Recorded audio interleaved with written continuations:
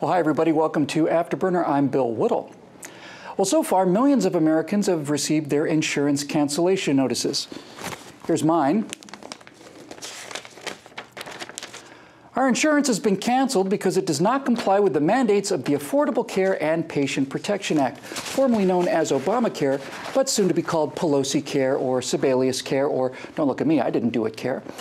I do have the option of buying a new policy that costs 2 or 3 times what the old one did with less coverage and a higher deductible.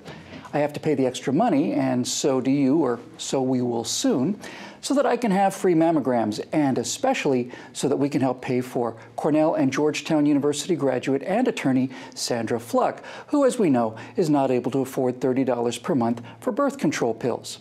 But she doesn't have to worry about that expense because now we're paying it for her. So be sure to remember her speech at the Democratic National Convention when your cancellation comes in the mail.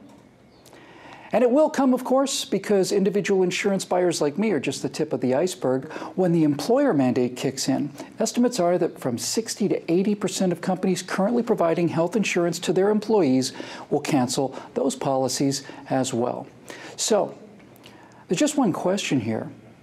Are these people really so incredibly dense, out of touch, incompetent, and downright delusional to think that all of this was going to work? Or was it destined to fail from the beginning in order to destroy the private insurance market and leave us nothing but the single-payer utopia that gives progressives a thrill up their legs?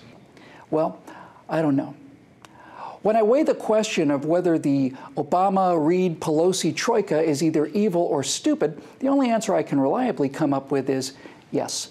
But right now, at this very moment, whether or not this was designed to fail is unknowable. What is knowable is that this debacle is the vindication of everything conservatives believe, and while I would love to tell you that Obama and his signature legislation's plummeting poll numbers are the result of our determined and skilled and wise political opposition, well, that's just not even close to being true. The Republicans have managed to botch this about as thoroughly as they botched their 2 chances to call out this lying, narcissist, Marxist tyrant for what he is, an ego-driven serial liar who's so incompetent that as the star president of the Harvard Law Review, he was not good enough to write a single law review. Now, what may have saved us all is the great, all-powerful, mythical weapon that we conservatives wield. It's powerful enough even to smash the hardened steel sword and shield of the media. Our weapon, which should make us invincible if we only know how to reliably wield it, is the hammer of reality, and it is a great friend and a terrible foe. Reality, you see, says that healthcare is not in fact free. It's a commodity. It's something that's bought and sold in much the same way that the Democratic Party buys and sells votes. And if you're going to expand coverage to people that do not have it and increase the scope of that coverage and also destroy the entire idea of actuarial tables with pre-existing condition exemptions, well, that's going to cost money, a lot of money. And sadly, for this goat rodeo of failure and mendacity, Barack Obama's smile and media spin cannot, well, not yet anyway, place themselves between an American citizen's eyes and the inside of an envelope.